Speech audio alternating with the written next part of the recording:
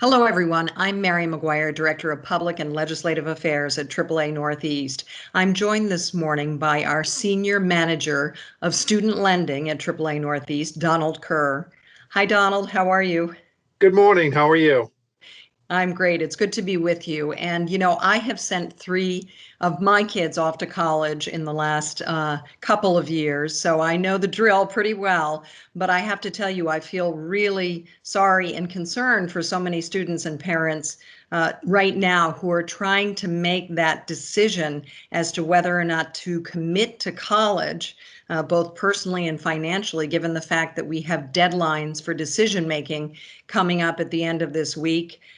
So what is your best advice to parents and students in these unprecedented times where so many schools don't know if they can offer up close and personal learning in the fall, or if they're going to be offering virtual learning in the fall? Some don't even know if they'll be open in the fall. What are the most important considerations students and parents should take into account right now in making a decision about whether to go to college and where to go to college, Don?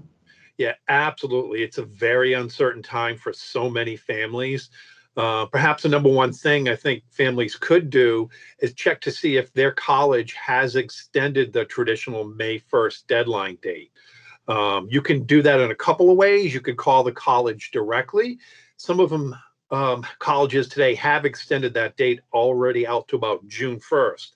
That can give you another month of time to consider this and see how everything unfolds over the next couple of weeks. There's a website that's actually been started where somebody's got a Google Doc and they're running and keeping a list of all the schools that have extended their deadlines. And it's a great place to go to as a second place if you can't get a hold of your school.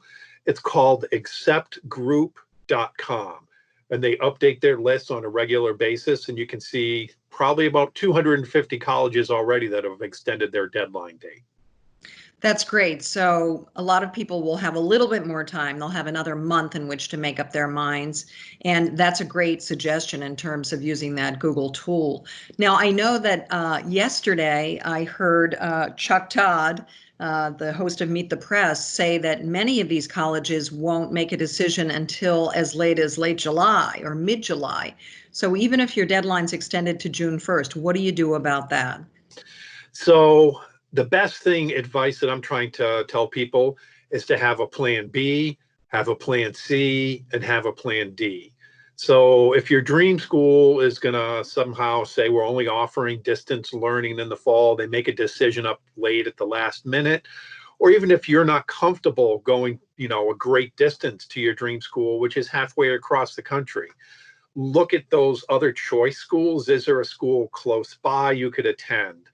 But most importantly, when you're considering those option Bs and Cs, one of the things you want to look at is how do those credits transfer to the school you want to go to? So you have your dream choice school, and maybe it's a year off that you have to go to them or a semester later. Where you're going to go now in the meantime and take classes, will they be transferable to that school? One thing you want to check out. So that's great advice, especially the plan A, plan B, plan C, plan D. But if you do decide to go to a school that perhaps isn't your first choice closer to home, will you sacrifice your ability to attend the school of your dreams later on? It depends again on how transferable those credits are, and you want to look at where those schools are going to take them. Sometimes it's going to have absolutely no impact, and they'll be able to take you later on. Other times the school could be very selective, and that could have a little bit of an impact depending on really how selective that college is that you want to go to. Now, I've heard a couple of stories about the fact that some parents and students are using this as an opportunity to perhaps get more financial aid from a college. In other words, if you're applying to a college that is really trying hard to fill its freshman class, that may give parents and students an opportunity to ask for and receive more financial aid. Is that true? That is true. Even in the best of times, that is the strategy that I recommend to all families, to always try to ask for more financial aid. So given everything that's going on right now, as you said, where schools have these enrollment numbers they're trying to hit, as well as the CARES Act that was passed, schools have been given billions of dollars for additional funding for grants and awards for any of their families that are affected by everything that's happening economically right now. So right now is a great time to go ahead and ask your school, especially if a parent has been affected. Maybe one of the parents in the household has lost a job. Well, schools now have grants that they could use to help increase maybe the amount of aid they're offering you. So it's absolutely a perfect time. But you have to be proactive in order to do that, right, Don? So what's the best way to handle an ask like that? You do. You have to be proactive. You have to reach out to the financial aid office at your school, and you want to ask them how you can appeal their financial aid offer. Some schools prefer a letter in writing, some want a conversation, some will accept an email, and then you want to know who to direct it to. So reach out to your financial aid office at your college, ask them how they handle a financial aid appeal and who to direct it to. And then you want to include as much as you can in that communication. So if a family has been affected, somebody's lost their job, you want to point those facts out to them. If you are considering another school that has a slightly better financial aid offer, you want to include that as well. The more facts you can give the school, the better your chances are of them coming back and increasing their aid offer. Okay, that's a really good point that I hadn't even thought about. With so many people losing their jobs, if one of your parents suddenly has a change in job status, that's something that students should be communicating to their financial aid offices. Yeah, absolutely. When most families filled out financial aid forms like the FAFSA form, it was done in October. Things have changed dramatically since then. Just a little, right? And it was also based on 2018 tax data. So obviously families, could be having big impacts and big changes to their financial situation from where they were back then. And the schools, unless you point those out to the school, they're not aware of them. And they do have the ability to make adjustments. That's a very, very good point and encouraging for students who are worried about paying for college because one of their parents, or both in some cases, may have lost their jobs.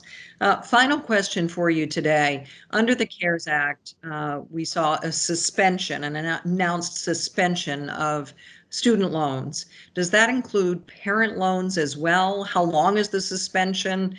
Tell us a little bit about how that works and how people can best take advantage of that suspension. Yep, absolutely. So that is a suspension of all federally held student loans. That does include Parent Plus loans. And they've done two things. They've suspended the payments and they've suspended the interest accrual. So all those loans currently have a 0% interest rate. Nothing families need to do to take advantage of that. This is what we call an automatic administrative forbearance that the government has applied across the board to everybody.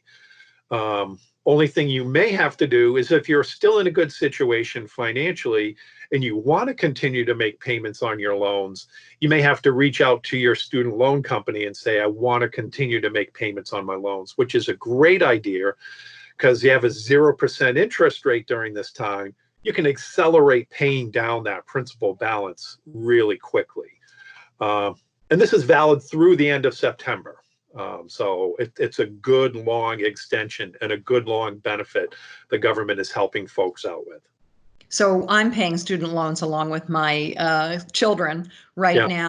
So in other words, because I can pay for the next couple of months with no interest attached, probably a good idea if I can pay for me to continue doing that so that I can save some money by making those loan payments interest-free for a couple of months, correct? Absolutely correct, because now your balance is going to go down a lot quicker. So when interest does kick back in at the end of September, you're going to have a lower balance. So you're going to be saving interest money in the long run. It's a very smart thing to do if you can.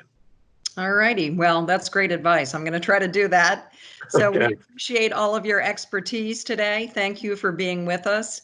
Once again, we've been joined by Donald Kerr, the Senior Manager of Student Lending at AAA Northeast. Don, thanks for all the great information. Thank you. Day, everybody. Thanks so much. Bye-bye.